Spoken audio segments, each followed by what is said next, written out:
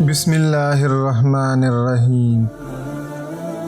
مکر کرنا اور دل میں کوٹ رکھنا ایمان کے دشمن ہے۔ صبر کی دو اقسام ہیں، ایک مصیبت میں صبر کرنا اور دوسرا اپنے آپ کو حرام کاموں سے روک لینا۔ صحیح ہمیشہ اپنا مال خرچ کر کے اپنی عزت محفوظ رکھتا ہے اور بخیل عزت دے کر اپنا مال محفوظ رکھتا ہے۔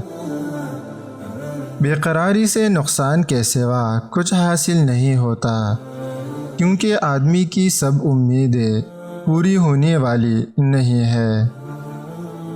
بے شک انسان نے جو مال اللہ کی راہ میں خرچ کر دیا وہ اسے ملنے والا ہے، اور جو وہ چھوڑ کر مر گیا اس پر نادم اور پشیمان ہوگا۔ بے شک تیری عمر چند گنے چنے سانس ہے، اور ان پر ایک نگہبان مقرر ہے جو ان کو شمار کرتا رہتا ہے۔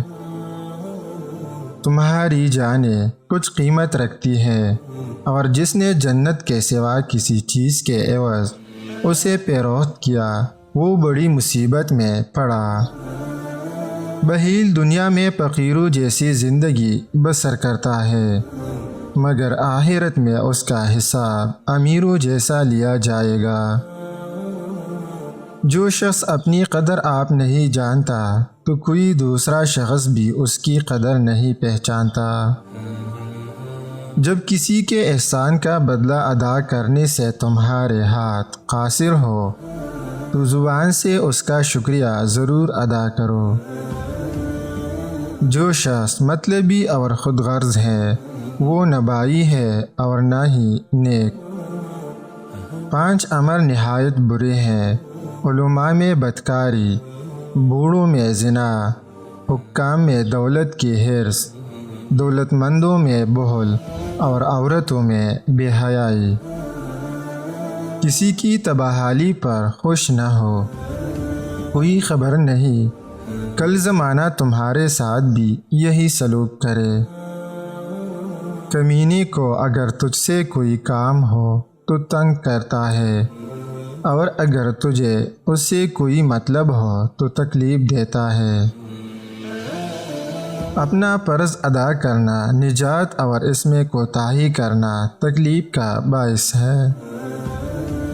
عورت ذات کا اگر کوئی والی اور خبرگیر نہ ہو تو یہ قصاب کے تہتے کا گوشت ہے، جو چاہے اسے لے جائے۔